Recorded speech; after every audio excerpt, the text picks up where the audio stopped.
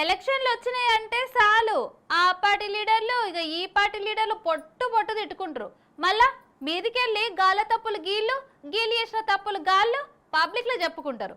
ఇక గాళ్ళ కొట్లాట చూస్తే గీళ్ళు మళ్ళా జన్మలో మాట్లాడుకోర్రా అని అనిపిస్తుంది. కానీ కేవలం లాగట్ల కాదు, మొన్న ఎలక్షన్లో ఓడిపోయిన సీఎంఏ కొత్త సీఎం ప్రమాణ స్వీకారంకు పోయిండు.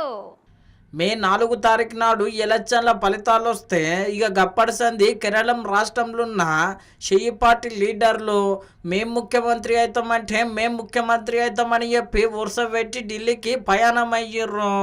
గట్లనే పైరవీలు కూడా చేసిర్రు. ఇక ఢిల్లీలో ఉన్న పెద్ద మనుషులకు అరే కేరళంలో ఎవరిని ముఖ్యమంత్రి చేయాలని చెప్పి పెద్ద తలకాయ నొప్పి అయ్యింది. ఈ ఆఖరికి బాగా కష్టపడ్డ వీడి సతీశన్ సార్కే అదృష్టం దక్కింది.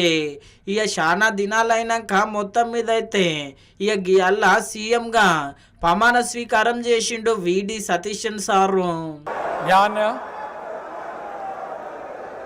വടശ്ശേരി ദാമോദര മേനോൻ സതീശൻ എന്ന ഞാൻ നിയമം വഴി സ്ഥാപിതമായ ഭാരതത്തിൻ്റെ ഭരണഘടനയോട് നിർവ്യാജമായ വിശ്വസ്തതയും കൂറും പുലർത്തുമെന്നും ഞാൻ ഭാരതത്തിൻ്റെ പരമാധികാരവും അഖണ്ഡതയും നിലനിർത്തുമെന്നും എൻ്റെ കർത്തവ്യങ്ങൾ വിശ്വസ്തതയോടും മനസാക്ഷിയെ മുൻനിർത്തിയും നിർവഹിക്കുമെന്നും ഭരണഘടനയും നിയമവും അനുസരിച്ച് ഭീതിയോ പക്ഷപാതമോ പ്രീതിയോ വിദ്വേഷമോ കൂടാതെ എല്ലാ തരത്തിലുള്ള ജനങ്ങൾക്കും നീതി ചെയ്യുമെന്നും దైవത്തിന്റെ నామത്തിൽ సత్యం చేయం.